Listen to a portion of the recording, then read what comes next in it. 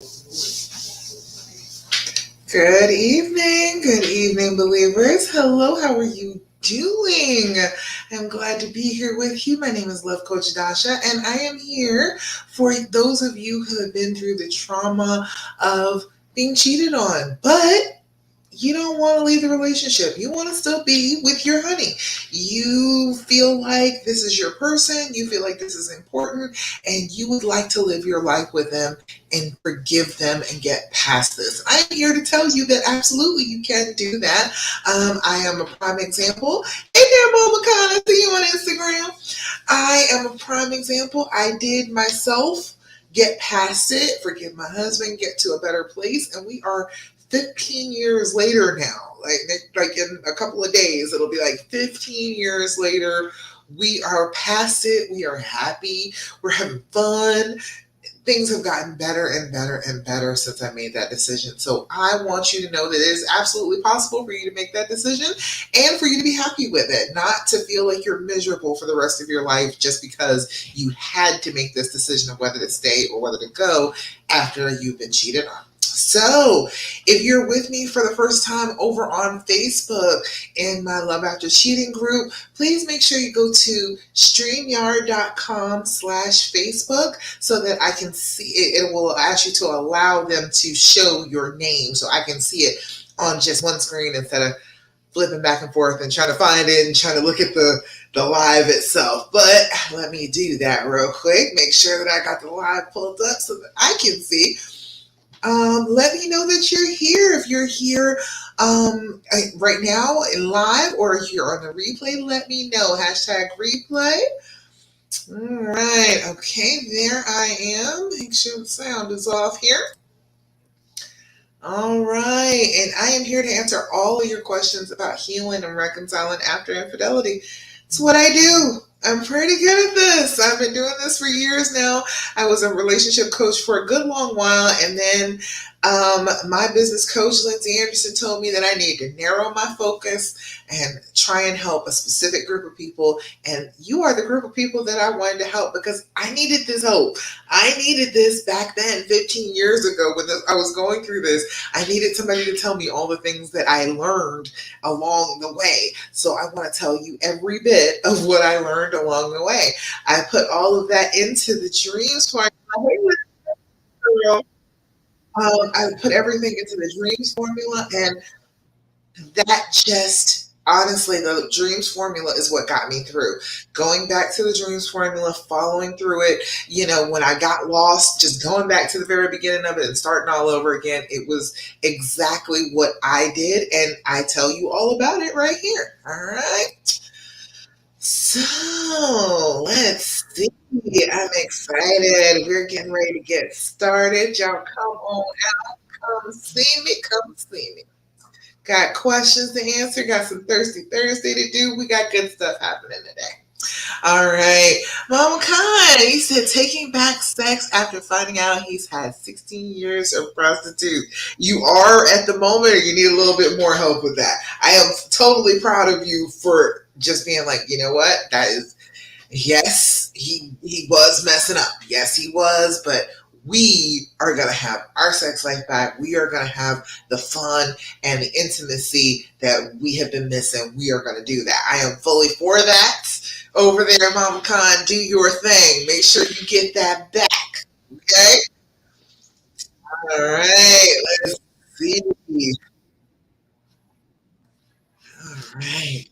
So I'm going to start off with what we always start off with. Every single week, I will always start off with these basic things. These basic things because trauma is trauma. Okay? There are some things that you do for trauma that will work, that will make you feel better. And we need to start working on those things. We need to start getting those things every single day, working on those things that will help us to feel better. All right? Simple things that will help you feel better. All right. Can you all hear me okay? I see the picture going all crazy, but can you still hear me?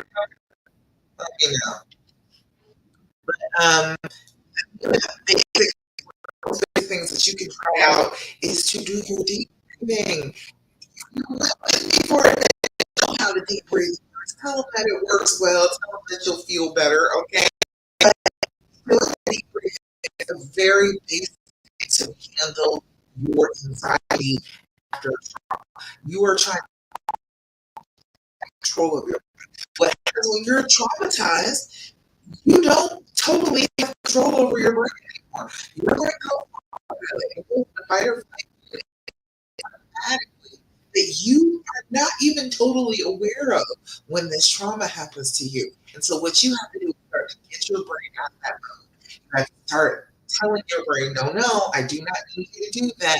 That is unnecessary right now. I do not need you to fly into autopilot. I've got this. I'm keeping myself safe. I am okay. And then you don't kind of like dissociate. You don't separate from yourself. So you're back in control of your emotions. And that's a huge thing to healing this type of trauma. You got to get back in control of your emotions. All right. So doing your breathing is super important. It tells your body and your brain that you are breathing fully. You are all right. You are in control of your breath. Nothing is happening that is threatening you so badly that you need to go into fight or flight. All right. So we're gonna do our deep breathing. Hey, Angel, I see you, girl. It's going in and out, right? I'm in and out when the screen flashes. Isn't that weird? I don't know what that is. That must be. I guess that was your Facebook. I don't know what that is, but now it's not doing it that I can see. So you all let me know if you can't hear me over there. But still, regardless, Instagram. That's why I stream everywhere because I can't have technical difficulties everywhere. Doggone it. Angela, hey, how are you doing? You are doing a fantastic job in the group moderating. I see you out there, girl. You said this week your last 2 weeks you were in all right, yeah, I'm glad that you're back after a couple of weeks. But yeah, I think it's working out. Hopefully, it's all right. From what I can see, it's straight now. Yeah, it's not going out that I can see it. Christina, hey girl, hey, how you doing? Glad that you're here. Right. Instagram is good. So if it's acting up and you can't see it straight over there on Facebook, come on over to Instagram. We are here. We are all together.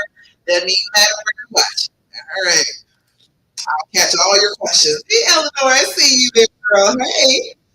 All right. So, all right, we're going to do our deep breathing. Now that this screen is great, all right, we're going to do our deep breathing together.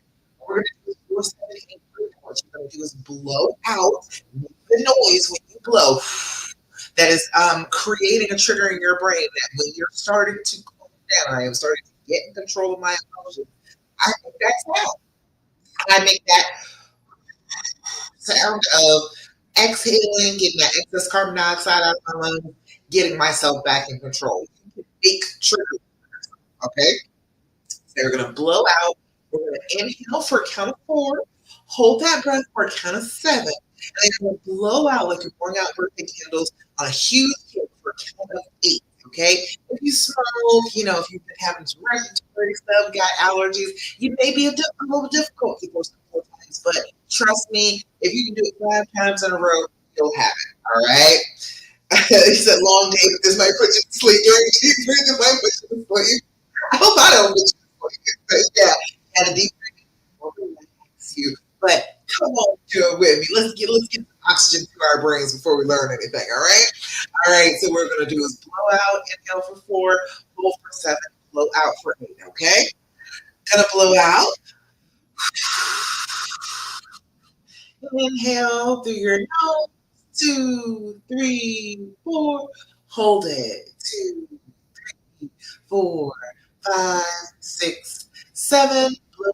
2, 3, 4, 5, 6, 7, 8. Again, inhale.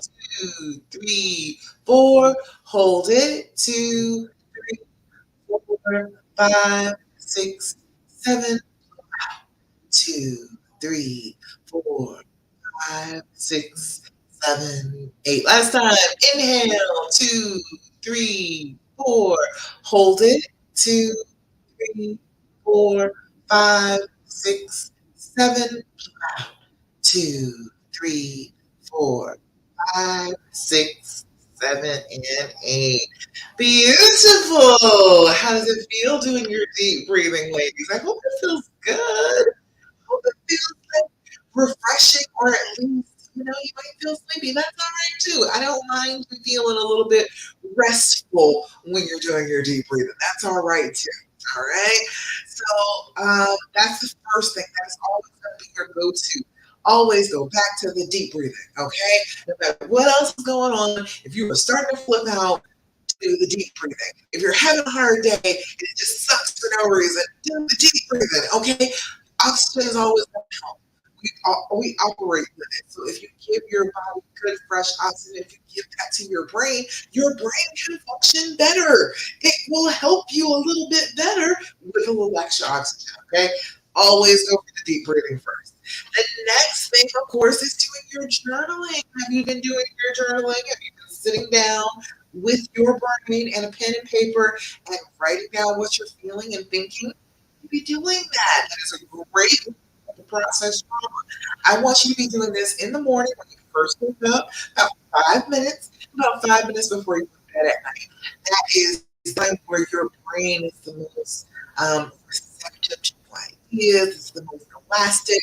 And so if you put into your journal first thing in the morning when you're just waking up, that you're going to have a terrific day, and anything that comes your way, you're going to be able to handle it with grace and dignity. It's going to be a beautiful thing. If you write that down first thing in the morning, your brain will remember that that was the first thing you thought when your brain was stretchy and elastic and it was first thing and it was willing to accept new ideas.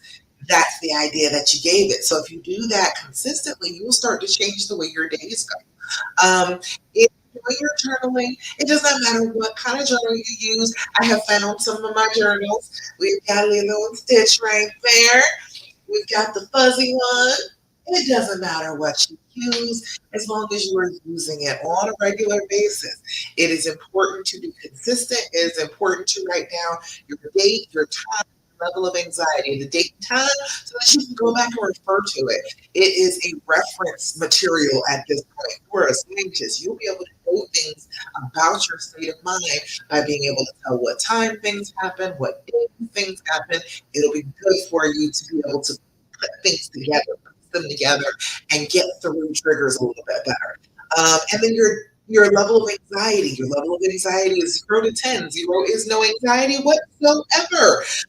Anybody feeling 0 right about now? I would love it if you were feeling 0 right about now. Even right now, as you're speaking, this makes me a little bit anxious, and I'm at a maybe 1 or 2. So it's very difficult to get to a 0. If you are at a 0, lovely. Write that down in your journal. But most of the time, just chilling, living day to day, you're not going to be a 0. You're going to have a little bit of anxiety. And then on the other end of it is a 10. A 10 is just big time. You want to rip your hair out, tear your clothes off, run screaming down the street naked because you are completely out of control. All right. Blue, you said you're at a 0? Yes. I love it. I'm glad that you're at a 0. Glad you're feeling good. I'm doing this. I get a little anxious before I come on. It's not so anxious that it's like crippling, but it's just a little bit anxious, a little bit excited before I get ready to do this. Christina, you said my brain remembers that it shouldn't, but damn, brain never remembers deep breathing when needed. Because it shuts that off. It tries to separate you from that rational thinking, like, oh, this is a thing that I know can make me feel better. Let me try that. Your brain doesn't want that. Your brain is like, no, let me take control. Let me have the reins. You just go ahead and sit in the corner and freak out. I'm going to go ahead and take care of this. And you don't want it to do that. So it's like it's remembering, it's being triggered by the fact that you're starting to freak out. That should be the automatic trigger of, ooh, I need to be doing my deep breathing. That's what should be happening right now. You got to make that conscious connection. You got to be mindful about it when you're feeling bad and pay attention to the fact that you're feeling bad and then actually say, okay, I know something I can do about this. Do my deep breathing. You know what I mean? Like it's hard. It's like you got to make all these connections when your brain has been damaged by trauma, and so your brain is not making that connection. That hey, if you do your deep breathing, you feel a little bit better. Remember, you do that deep breathing with Dasha like every week. It feels much better when you do it. Remember that? Yeah, let's do that. Like it takes a little bit to make that connection. But if you're staying mindful and just reminding yourself of it periodically through the day, if you need to, you can set a clock. Set your timer. Set it so that, okay, you do it first thing when you wake up and when you're about to go to bed. Link that with your journal. But then 3 times during the day, just set an alarm to go off. You can just set it off and then just be doing the deep breathing through the day. And so then when something bad happens, you'll have that experience to lean on and you'll remember that it feels good in the moment and it'll be bringing it down further. You'll have already been pushing it down with those regular breathing sessions. But if something happens, okay, that energy is going to spike up a little bit. You'll be able to pull it down to a more manageable level faster, doing additional deep breathing besides just doing it like 5 times a day. So do it like 5 times a day on a regular basis. And then when you need it extra, it'll be easier to fall back on. You'll remember it a little bit better. Does that make sense? See, Christina? Hey, Capricorn season. I see you over there on Instagram. Hey, girl. All right. All right. So the next thing that you can do is be grateful. That is a huge thing. Trauma will change your brain in a way that makes you feel like everything is negative. You'll look at everything and see something bad, something threatening. You have to get out of that habit. You have to like kick yourself out of that cycle of thinking in your brain. And the best, easiest way to do that is to be grateful for something, to be thankful that something happened in your life, to appreciate the good stuff. So that's why I do Thirsty Thursday. I want to hear about the good stuff. I want to celebrate it with you because as you share positivity, you spread positivity.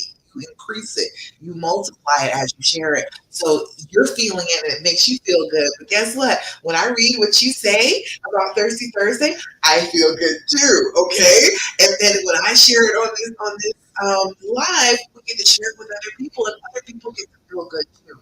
So it multiplies the joy. It multiplies that happiness when you share it. So make sure that you're sharing good things with everybody you know, with good people around you. Share the positive things that are going on in your life. Being grateful for those things will take your mind away from that negative space and put it into a more positive frame of mind. All right, let's see. Kathy. Kathy said, hubby and I do a Halloween party every year. We love Halloween. We do. It's our favorite holiday. I didn't want to do this year because, as y'all know, the AP lives across the street. Then I realized, why should I be miserable? Oh, thank you. Thank you, Kathy. Thank you for realizing that. She can be miserable alone and see that we are bent, not broken. We are going to have a blast and work on our marriage. She doesn't get to take this from me. She wanted my life, but that is only mine to live. Kathy! Oh, Kathy, over here with the inspirational words. You are serious over there. That's what I'm talking about. Don't let her take your favorite. Halloween's my favorite holiday. I love to dress up. I love all of that. And nobody's taking that from me. Nobody gets to take from you what you love and what you enjoy. So, yes, I don't care where she lives. She could live in the yard if she wanted to, but she didn't get to take your Halloween. You're going to make her part of Halloween decorations. She keep doing it. I'm fully for that. Yes, Kathy. I'm so glad that that's going on for you, girl. All right, let's see. Oh wait, Christina, you got Thursday Thursday. You said yes, that makes sense. So my good thankful Thursday is my honey ordered the ring box for me, so now I get a box of gifts every month till our wedding next October. Oh, it's so cute that he started that. It is. That is adorable. So he's making it. It's like a subscription that so every month you get a box for the present.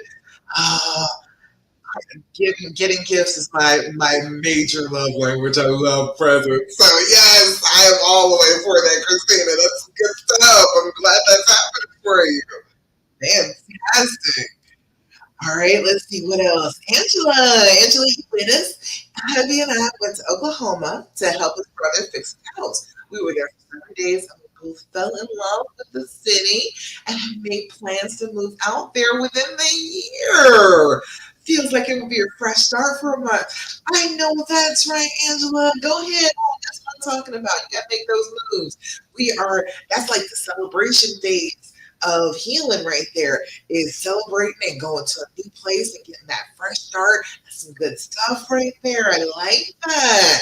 I'm excited for you. I'm glad that you love it. It's so cool when you both love it, where you're both like, oh my God, is this home? I think this is home. I think this is okay. Yeah, this is what this is. I am fully for that. I'm glad that you all had that epiphany together, and now you get to do something so exciting together. Yay!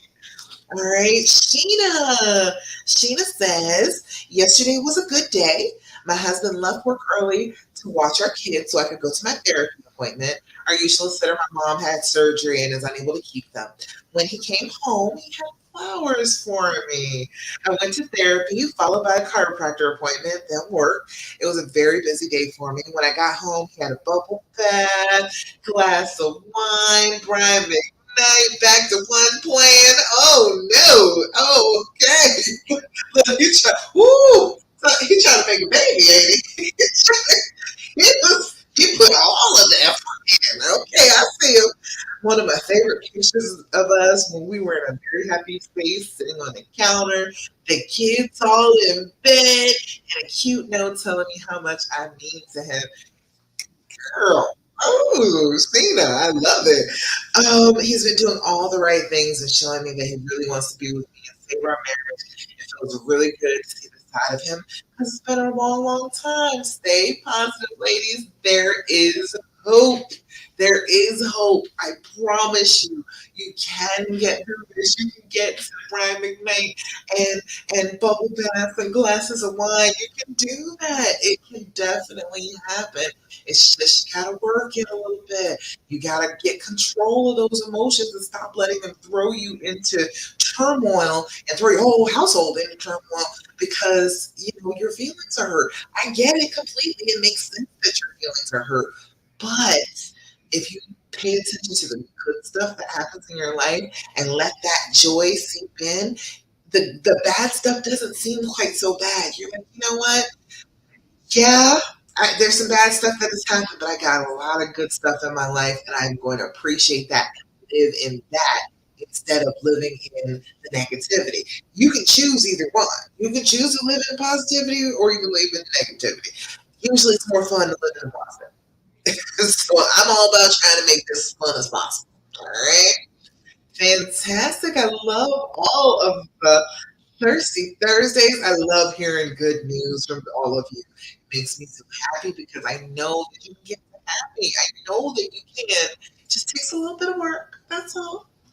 And one last thing that you can do all by yourself without stressing out about him, helping him to heal, is you can stop asking questions that hurt you. As a matter of fact, it would probably be better for you not to ask any questions for a good little while. The questions that you're going to ask, your brain is setting you up. Your brain wants to know all of the details and get all of this detail so that when you decide to keep on going forward and you start healing and you start feeling better, it's got ammunition to throw at your head to say, no, you shouldn't feel better. Why are you trying to feel better? He's awful. And look, this evidence says why. Remember, you asked him this question and he said this awful answer. That's why you shouldn't forgive him. And then it will use that against you time after time after time. So instead of doing that, let's ask some better questions. Your brain wants to ask questions. Let's satisfy that in a better way. All right. So I always say, break out the the healing edition is what I've got. There are so many other editions. They have these on Amazon. They have their own shop. It's the or it's the skindeep.com/shop, I think. But you can find these online, and these are excellent questions to ask that will satisfy that need for asking the questions that your brain is kind of screaming at you. Ask him, ask him, ask him. It wants you to ask them.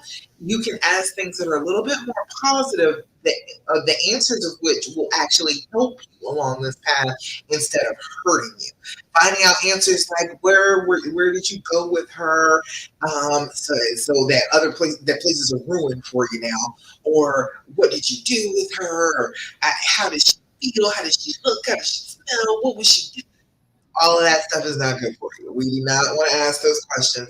Asking these more positive questions will actually give you information that later on it will be useful to have.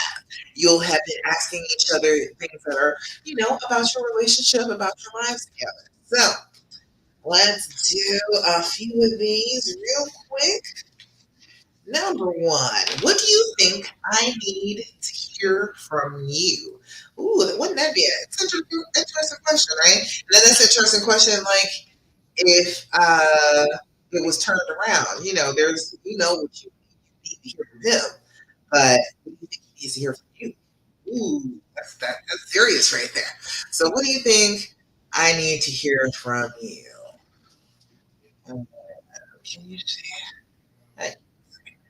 What do you think I need to hear from you? Right? All right. So Another one is. Oh, let's fill in the blank.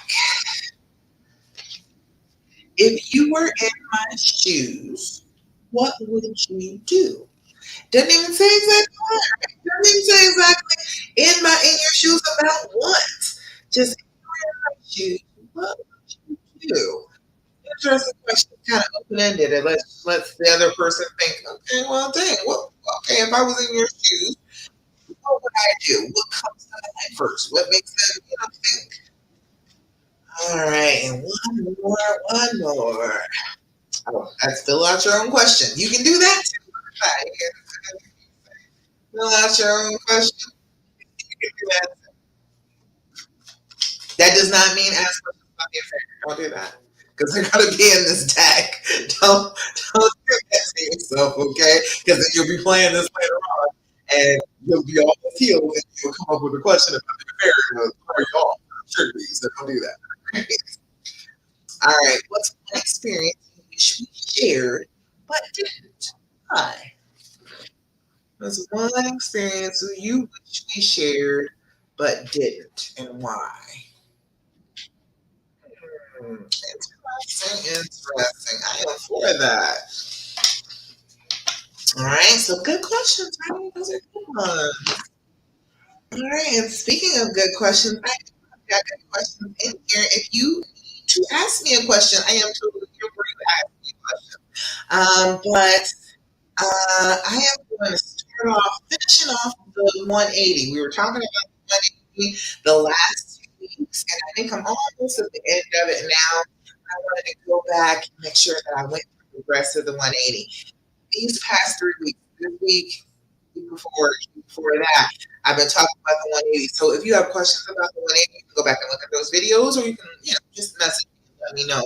But talking to you about those things because 180 is really effective. Okay, 180 is a set of like rules, guidelines, so that you are taking some of that attention that you've been putting on the relationship, putting on the stress, and putting it in yourself, giving to yourself, and taking your hands off the relationship a little bit, leaning back and letting him kind of come to you instead of you keep on doing for him, going to him, trying to understand and trying to do stuff with him. You don't have to always be doing to actually make a difference. Okay. So let's see.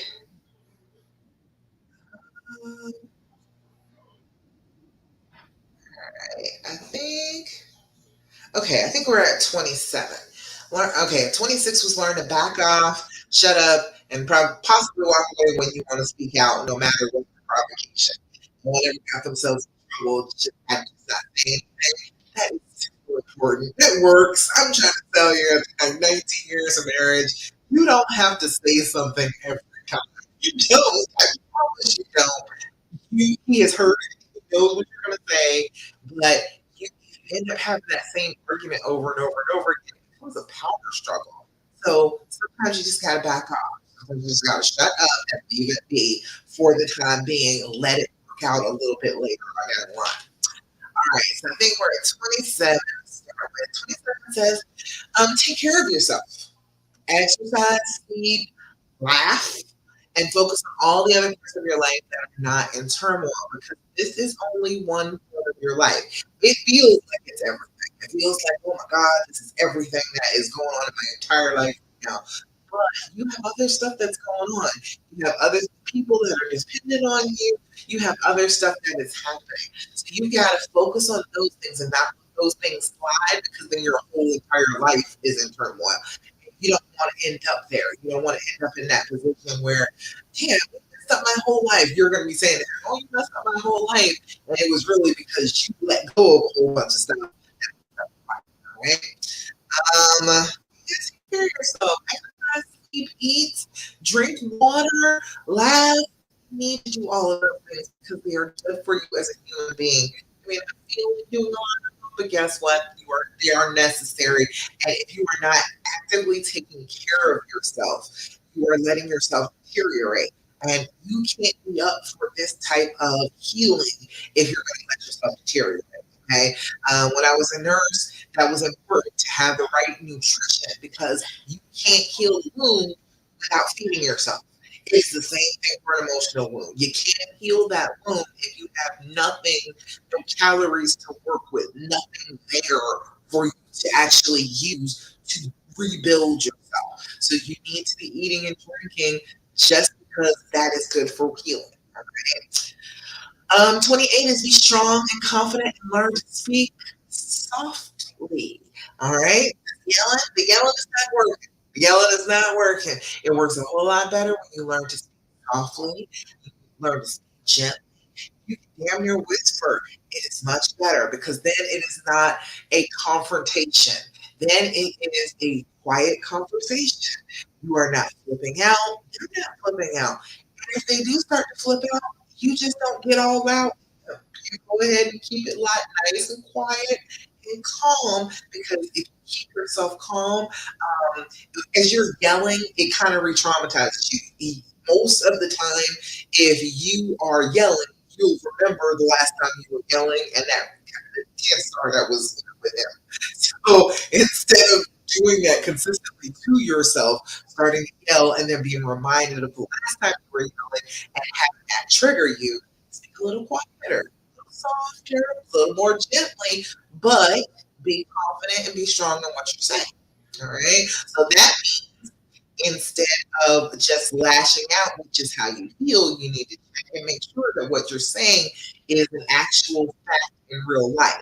You may feel like something is the fact. You can say, I feel like you never loved me, but you can't tell somebody and scream at them, you never loved me. If you never loved me, you wouldn't have done this.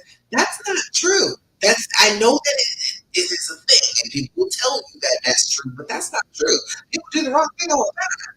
That does not mean that they don't care about the people that they care about. It just means that they're a human being and they did the wrong thing. So yelling something like that gets confused. You can stick with your own feelings when you're talking about stuff, but saying, accusing them, and trying to assume what their feelings are, you shouldn't do that. You can't be confident about that. 29 is know that if you can do the 180, your smallest consistent actions will be noticed much more than any words you can say or write. You want a whole bunch of words. And I know I get that. I am a girl too, and I love words. I'm a Gemini. I am naturally a talkative person, but the words don't do anything for the situation. You gotta have action because their language is action. All right. That's how they understand better. So if you're doing actions that are different, that show something to him that he's not seen before, that's going to get his attention better than anything else. All right. I'm talking. Let me make sure there's no questions, no thoughts. Um, Amber, hey, Amber. My brain is playing the head games because she's messaging me saying he was there. How do I not go there and slap her silly and then go do it to him? That's what I'm saying. You don't know that. If she's doing that, he probably wasn't there. She's probably saying that, trying to keep mad at him so that you go have a fight with him and then he comes over to her. Don't fall for that. Don't believe her. What you believe her for? Don't believe the other woman. Okay. I think somebody else asked that earlier in the group. I didn't get a chance to answer that, but seriously, no. If it's between believing your mate, the person you have a relationship with, or believing this random person that he slept with who knows that he has a woman, I would think trust your mate over her. Don't be listening to the side chicks. Side chicks want to overstep their boundaries. Okay, that's what they like to do. And if you let them, they will continue to manipulate your feelings and try and make your whole relationship crumble. All right, y'all listen to that. Hey, Lou, I see you over there. You switched over to Instagram. All right, Christina, they said Amber, she's a peasant, and that's please do not associate with peasants. Thank you, Christina. Thank you. Christina's got her crown on straight today. Exactly. We do not associate.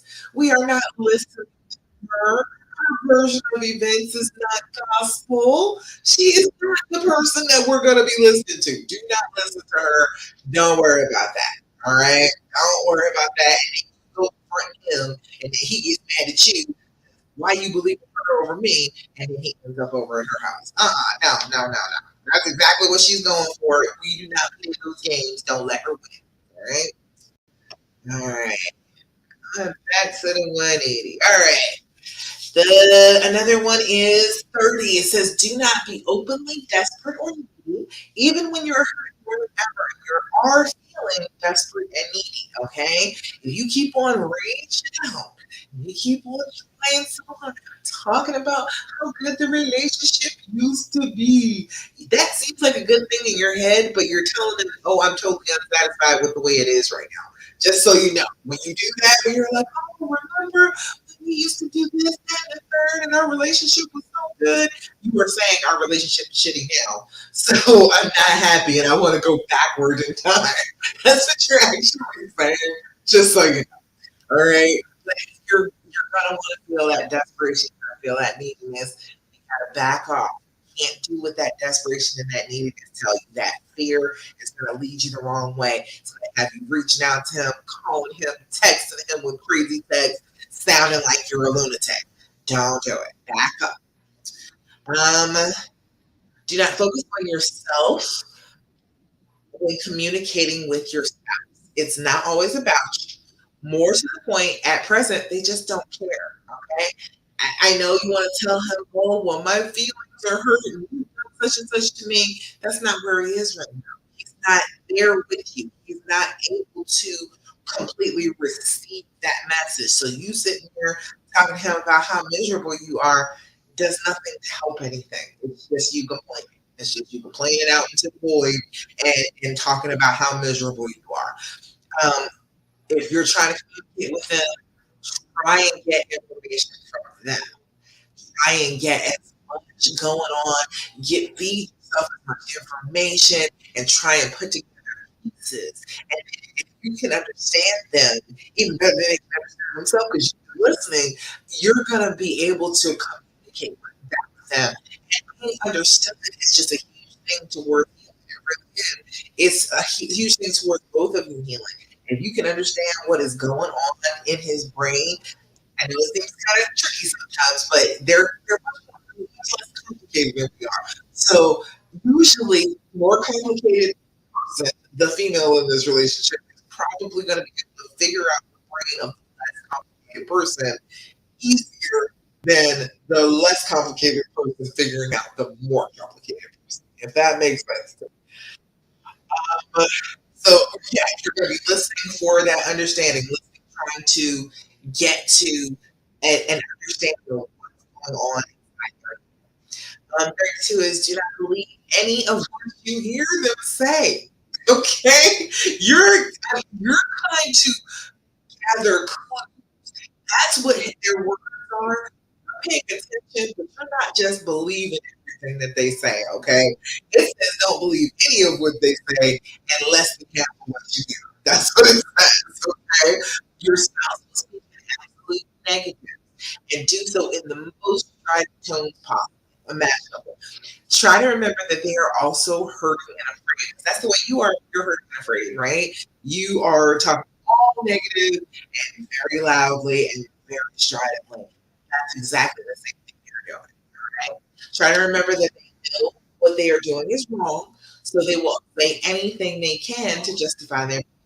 So there's no need for you to sit there and try to argue with them about feeling bad about it, about what they're doing. Because they understand that it's bad. It's just that they're hurting so much that they feel like that's something that they do. It wasn't to hurt you, it was to stop them from hurting. That's what their goal was, but they're not going to be on that. If they're still hurting and they're still scared, because it's hard for you when you're hurting and scared to understand, right? 30 is like give up no matter how dark it is or how bad you feel. Um, I have felt really bad and has been really dark. And every time you can just leave, you can just let them go. Every time it was just like, but it's my person. No, and that's not what I want to do. Damn it. I don't want to do that. Why do I have to be forced in that position to feel like, I have to give up just because he's doing something wrong? That's messed up. I shouldn't have to do that. And then I would talk myself out of it. So try and do that for yourself. Try and talk yourself out of feeling like you have to give up. You don't have to do anything, okay? You don't have to do anything at all. You can do exactly what you want to do. And so you got to be mindful about what it is that you want. Um, 34, do not backslide from your hard earned changes. Remain consistent. It is the consistency of action attitude that delivers the message. I promise you, consistency. Don't let go of what you're doing. Even when it starts to work, you'll want to let it go. Do not let it go. Keep on going. Do all of the steps that you can of the 180 and just keep on going forward because it works better and better the more you use it. When expressing your dissatisfaction with the actions of the wayward party, never be judgmental, critical, or express moral outrage. Always explain that your dissatisfaction is due to the pain that the acts being committed are causing you as a person. This is the kind of behavior that will cause you to be much more attractive and mysterious individual. Further, it shows that you are not afraid to move on with your life. Still more important, it will burst their positive little bubble, one in which they believe they can always come back to you in case things don't work out with the affair partner. All right, so that is, you can tell them that you're upset, but it's not, oh, because you're just an awful person, because you never loved me. It is you cheating on me hurts me. That stay focused. That's what it is. That it all the other emotional stuff that comes with it is just additional detail to the fact that you cheating on me hurts me. And that's as simple as you can keep it all the time. When we're having any discussions, when he's willing to talk about it, when things go wrong, you tell him that is what my problem is. It's not you as a person. It's not, oh, it's the relationship. It's none of that. It is the fact that you cheating is a hurtful thing for you to do to me. That is where I'm coming from. All right. So that's all of the 180. Y'all got questions? Questions, comments, thoughts, complaints about the 180? Let me know. Let me know. All right. Let's Okay, questions. Oh, got a question for Christina. Christina, you out here. You was out here giving good advice. Let me give you some. Christina said, I need help getting thoughts out of my most of the time, I keep them to myself, and everything goes great, except for the simple fact that in my own head, I get these flashes of them together. And yes, I tell my brain to stop, but it's stubborn and it won't. It's like all day long, almost every day. I do keep it in, hoping that watching and seeing him be the man that I need him to be would change it and just beat it away. It's only been 3 months, but I do not want to keep reliving this in my own head. I journal, I breathe, we do the healing cards, inspirational cards. Every day I stay busy. My confidence is definitely not what it usually is, but it is there. What else can I do? I have a lot going on and I need to get focused and stop hurting myself. What more can I be doing? I need to fast track this. I do not want to continue thinking and feeling this way. All right. So when it happens, I know you're telling your brain to stop. Um, but trying to figure out, okay, where is that coming from? What is it? Okay, we're getting a flash. We're getting a flash of them together. What is that flash for? Because a lot of the time when you're healing, when you're doing well, when you're moving forward, you're allowing him in your life, you're allowing him to be close, your brain will start triggering off those extra thoughts because it wants you to remember the pain instead of letting down your guard and getting close to them again. It happens very frequently when things are going well. Your brain starts overreacting to the fact that things are going well because the last time things were going well, I got hurt. So let's not let you get hurt again. Let's go ahead and here's this painful reminder of what it is. So you do need to talk to your brain. You need to spend a little time with that. You need to be mindful. Um, as that flashes in your brain, try and figure out, okay, is that related to something that is happening right this try and always bring yourself back to the present. Does this flashback, does this flash in my brain have anything to do with anything that is going on right this second? And sometimes you'll discover yes. Sometimes it is a trigger that was right in front of you. You didn't quite consciously put together, but because you had that flash in your brain, now you can pay attention to your surroundings a little bit better or what just happened a little bit better. You'll be like, oh, that was a trigger. Okay, I see. That thing is a trigger. Sometimes you don't know that it's even a trigger until like way after you've already experienced it. You go back and to look at it, like, what the hell was that? And then you can figure out where that trigger was. So you're sitting down, you're talking with your brain. Every time it happens, every time you're feeling that, you're like, okay, what was it just before this that started this? All right, what was it that made me think that? All right, brain, well, yeah, that might have been a trigger, but that thought is not helpful. I don't need that particular thought. All right, give yourself a different image to replace that. That thought, that image is not helpful. Let me give you another image that would be bring here. It would be more helpful to me to imagine the two of us as the prince and princess. We are together. We are about to have our one true love kiss in our beautiful palace, about to live our gorgeous happily ever after. That is a more effective thought for me. That helps me better than you throwing this mean thought of him with somebody else. So let's replace that. And so every time you do that, you work with it. You can work with different thoughts, or you can work with the same thought and start to train your brain to always flip back to one particular image. But if it's different thoughts, you can have different replacement images for it. So, like, sit down in your journal and think about 5 different things. So, the two of you on the most beautiful white sand beach on an island together. You're in one of those big hammocks. You have the beautiful drink with the umbrella in it. You're smooching. You're cuddling together. You are watching the sunset over the water. All right. That's a replacement thought for the thought of, oh, the two of them together. All right.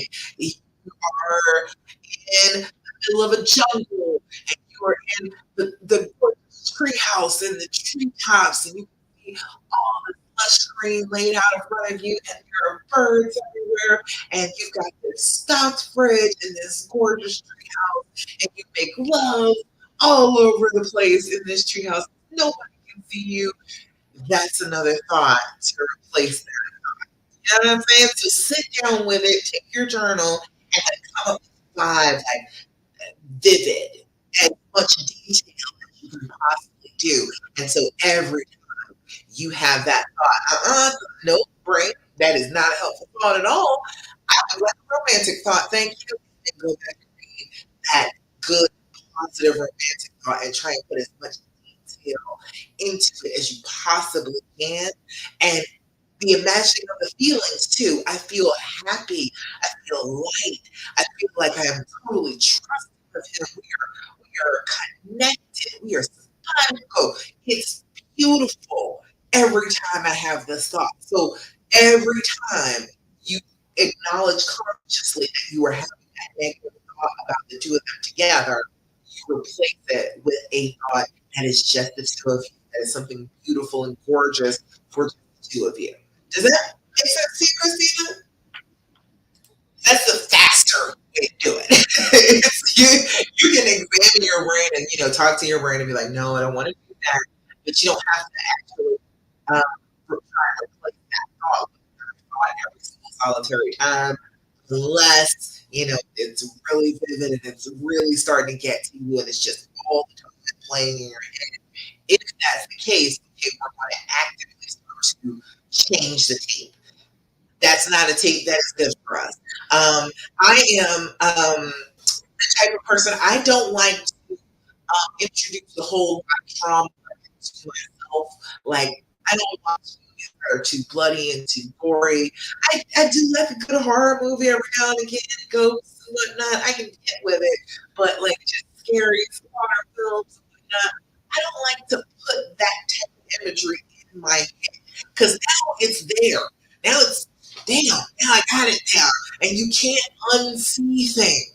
You know what I mean? You cannot unsee something horrific that you've seen. So it's like you gotta be careful about what you're feeding yourself. And so I'm very careful about listening to very positive messages. I listen to affirmations every day.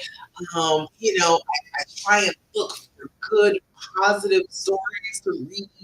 I'm always looking at like the human stories. I want something that's heartwarming on a regular basis. When you do that, you kind of reset your brain and you reset your mind to look for those positive things instead of those negative things.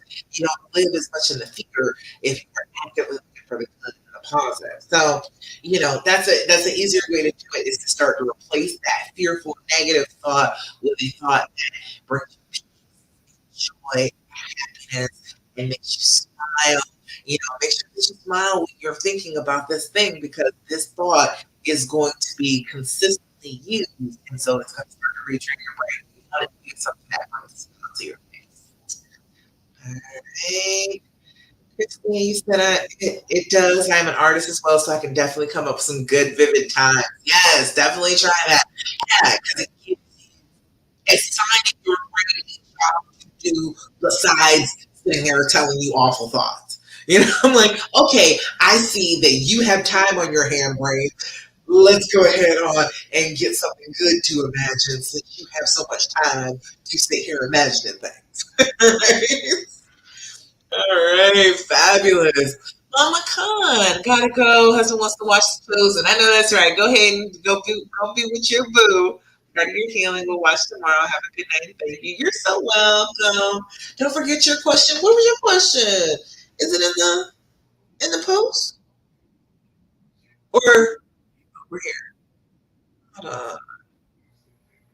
Oh, taking back sex after you find out. Oh, okay. All right. I thought that was your Thirsty Thursday. My bad. All right. Okay, I'll answer that for you now if you got a second, but if you don't, just catch on the replay. Taking back taking back sex is all about the routine, right? You've got to get in your brain that okay, a certain amount of times a week you're going to be having sex. You just tell your brain that's what's happening. I know, yeah, you're freaked out. I know he's a prostitute. I get it. But that doesn't mean that I don't get to have a sex life anymore. This is the person I love. This is the person I'm attracted to. So on at least this one day a week, you're going to make sure that it's going down. For us, that's why Touchy Tuesday is Touchy Tuesday because it's going down on Tuesday. Okay? It's happening that's already in my head on Monday. That's already in my head on Sunday. We might be able to get something earlier than that, but I'm already thinking Tuesday. Okay, yeah, it's going down Tuesday. Yeah. All right, so you're thinking about it, get into a good frame of mind about it. Um, lots of foreplay. Foreplay. Okay, wait. Back up another couple of steps. Okay, thinking about it ahead of time, and then okay, getting first of all sexy yourself, feeling like you were attractive. A lot of the time, especially if it's prostitutes and everything, you're comparing yourself. Oh my God, he is pretty, skinny, or whatever as this prostitute was. All right. First of all, we've got to figure out that all women are beautiful. We do not need to compare ourselves. each other. And that's the same thing as saying, well, Christmas lights are pretty, but they're prettier than flowers. No, they're not. Christmas lights are pretty and flowers are pretty, and they're both pretty. We don't have to compare. We don't have to make one less pretty than the other. All right. So you are perfectly fine all by yourself. And you need to be thinking about that. You need to be keeping that in your brain that I am good enough. I am beautiful. I am sexy. I am gorgeous. You need to keep that going in your head. Goddess. He is blessed to be able to touch this body. He is going to perform when he gets the opportunity to do it with me again. All right. It's a lot of good self-talks, a lot of good affirmations, telling yourself positive things about the sex. It's going to be wonderful. I'm going to be satisfied. I'm going to feel so close to him. It's going to be good stuff. All right. Then, getting your wardrobe together, get your beautiful on, okay? And it's not just even about sexy. It's not just about being enticing. It's about finding something that you love to put on that slips on your skin and you're like, I feel gorgeous. I feel sexy in this. That's an important thing is getting the wardrobe right. You know what I mean? You gotta have something that you feel really good in as you're preparing for this evening. Um, you gotta get your shower, your smell good, your bath, whatever it is that you do to get ready. Go ahead and take that little bit of time for self care. You're thinking about he's going to be all over this body, so you cleanse this body as if it's like a ritual. He is coming to worship the goddess. You know what I mean? So we need to make sure we're getting cleansed. We smell good. We smell sweet. We smell like home to him. All right. Um, Getting ourselves prepared, making sure that we're thinking sexy, beautiful thoughts as we're going forward. All right. So, all right. So we got our beautiful clothing on. We got our smell goods going. We're feeling good, sexy, and silky. You got your nice lotions and everything that going on. Make sure you don't have things that taste bad if he's going to be licking or touching, kissing all over you. Make sure he doesn't have anything that's like going to taste bad. But try to remember that ahead of time. They smell really good. It might not taste good. And you've got all of this stuff that comes together. And as you get together, start off with some foreplay. Kiss, touch, make out like teenagers. You know what I mean? Dress one another. Take that time and sit there and peel clothes off one another. Take turns back and forth, peeling off a little bit, kissing a little bit, touching a little bit. Get that foreplay going, get the juices flowing. All right. As far as the sex itself, you gotta stay present. What happens with a ton of women, with most of us, honestly, is that we will kind of go into the past, or we'll go into flashbacks, or we'll go into pictures of the two of them together, and then all of a sudden we're out of the moment. We're into, oh, this is painful again, instead of, wait a minute, I'm having good, fun times here. It's good, clean fun we're having together. You got to get back to that. So a good way to do that is doing your deep breathing. Nice, slow, deep breathing. Pay attention to your lungs filling up with oxygen and blowing that oxygen or blowing that carbon dioxide back out of your lungs. If you focus on that in and that out, you are focusing on your body now instead of being in your head. You are paying attention to the thing that is actively being used right now. So you want to be in your body and get those full deep breaths of oxygen because touch feels better with added oxygen. You have that good oxygen flowing. That's why a lot of women have a trouble orgasming. We will hold our breath. We will start things start going and start feeling good, and then as soon as you hold your breath, you are shutting down the channel of that receptivity, that pleasure that you can get because your body is struggling for oxygen. All right, so a simple thing is just breathing in and out, paying attention to how your body is feeling. If you are getting a little confused, reach out and touch him. Use your hands, move them over his body, feel his breath get it out. If you need to catch up with him, go ahead and get your breathing in sync with his. And so staying present in that moment and absorbing all the pleasure that you can out of that moment is going to make sex seem like, oh, this is a fun thing. This is not scary. This is not bringing me back to pain. This is good stuff. I do like being with this person. It feels intimate, it feels good. And then you got your hormones flowing too. Once you start getting intimate with somebody, you get that kissing and hugging and touching going on. You got hormones that are going to start to flow and help you feel a little bit closer to them too. It's just the fact that you got to get to that point is the issue. So it will help you, but it just takes getting into it, paying attention to how you're feeling and being in your body and enjoying it in the moment so that those hormones can start to flow and then you'll feel even closer to it. All right. Y'all let me know. Does that all make sense? It's a lot to do, but it's all about preparing. It's all about getting out of your head and just into your body and feeling good. Right? How are you able to have sex without thinking of a date, or does that take some time? The breathing. The breathing, I'm trying to tell you, the breathing brings that back. Brings it right back. Allie, taste that. Yeah, men don't like a lot of our stuff. A lot of our stuff is strong for them, and it kind of smells bad for them. It tastes bad for them. So it's like, don't do your nails right before you're about to get intimate because he's gonna like you're using your hands, and you might end up tasting it too. But like nail polish remover on your fingertips, if you're not aware of that, you're kind of going to be throwing yourself or him out of the moment. And some of the smell good stuff doesn't taste good. I'm like, it smells great, but it's not designed to be eaten. So if you put on cream or whatever on your neck, and he starts to, lick and kiss along your neck, he's not going to want to do that because it tastes bad. What you call it? The products that you're using might taste bad. Yeah, they do sometimes. Not you in particular taste too bad, but some of the products that you use.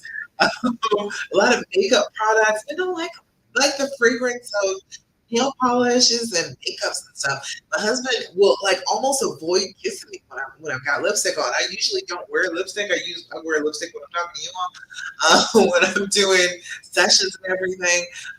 But when I'm with him, I don't wear any makeup at all because he doesn't like he doesn't want to be having lipstick prints on him. He doesn't like any of it. It's weird. But yeah, but does all that make sense about getting a little closer, getting that breathing, getting that touchy feely, that press all up against one another, going, you just got to be thinking about it ahead of time, getting yourself in the mood and focusing on, oh, this is gonna feel good. This is gonna be fun. I like sex. Sex is good. Sex is not threatening. Sex is a fun time. We're gonna have enjoyable times together, and then we're gonna be done, and we're gonna lay there, and we're gonna watch TV together. We're gonna have sex.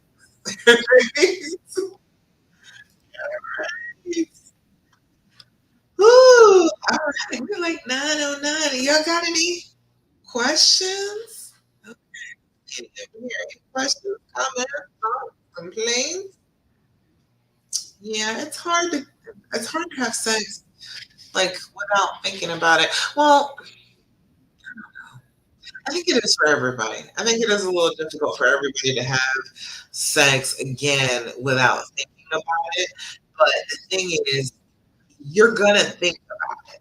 You just can't let your brain decide what you're feeling all the time. Your brain will bring it up for no damn reason at all. You could be having a wonderful time, and your brain will be like, "Hey, remember how much this hurt?" And it'll just throw it at you for no reason.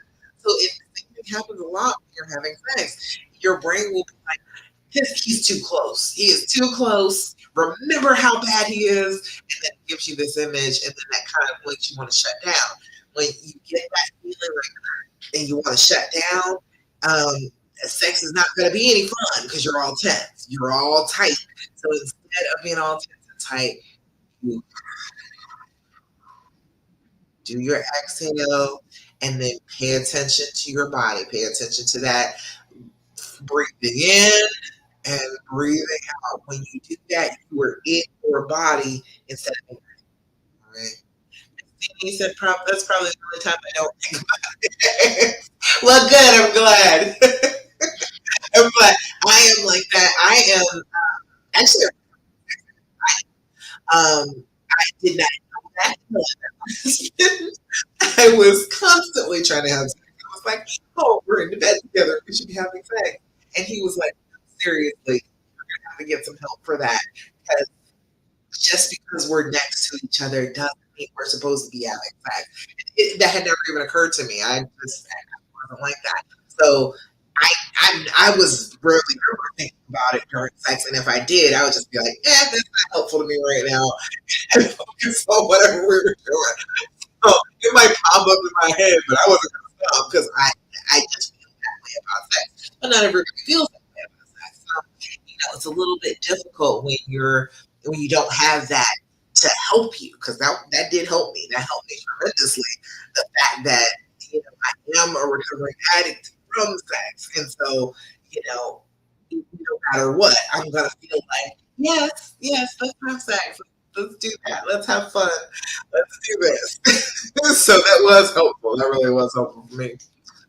But yeah, it should be a good time. It should be a nice, positive time with the two of you where you just get to connect and feel close to each other and show one another affection and compassion and generosity. And, it's a good way to show that you care about a person. It's having sex. It really is. And sex is healing. Sex is one of those things. If you ever got a headache, I promise you, having some sex will make it feel better. It's the strangest thing. Right? You can say, "Oh, honey, I have a headache." That's one of the best. It works almost as well as alcohol. Having sex when you have a headache works almost as well as taking some Tylenol. It really does. You get those endorphins flowing, got good hormones going. Oh, it changes the constriction of your blood vessels. It does a whole bunch of stuff and makes you feel better. So, I'm all for it. I am all for if you have to just keep having sex, if you have to do it consistently just to get to a place where, okay, I am focused on the sex and I am not in my head, then go for it. Just do it more. You know what I'm saying? Everything is practice. If you can do it consistently, if you can do it on a regular basis and, um, consistently having that good sex with each other, it's going to make you feel better. It is. All right. About 9:15. I guess we're good to go now. If anybody else has any questions, you let me know. Let me know. Let me see anything else. Anything else? Anybody that's still here? If you want to ask me a question, come on. It's your last chance. Till next week. Next week is starting November. We're gonna be in November next week. So of course, I'll do the 1 hour live every week except for the 24th. I won't be here because we're all taking off. We're going through Thanksgiving, and seriously, it's not like anybody would be here. Holidays are a ghost town around Facebook anyway, so I won't do live on the 24th, but all the weeks leading up to that, the next 3 weeks, we are going to be together. We are going to be talking about the healing path, and we are going to be getting you on it. All right. All righty. If there's no other questions, let's get that information and close this on out. All right. See what we got today. All right. I think I did that last time. All right. Today I am calm. Today my mind is open and I am at peace with who I am. Today I am calm. I am calm. Today my mind is open and I am at peace with who I am. Today I am calm. Be doing your affirmations. Remember, no matter what you say, whether it's positive or negative, it is an affirmation. Saying it to your brain, you are affirming it to your brain. So if you say a negative thing, that's an affirmation. If you were saying a positive thing, that's an affirmation. It works better with the positive things. Okay, so you focused on the positive here. All right, Allie, you're so welcome, and to everybody, thank you for being here for the Healing Hour Live. I will be back again next Thursday, 8 p.m. Eastern Standard Time for a stroll down the healing path on Healing Hour Live. That's about all I got for you today. Thank you so much. Bye.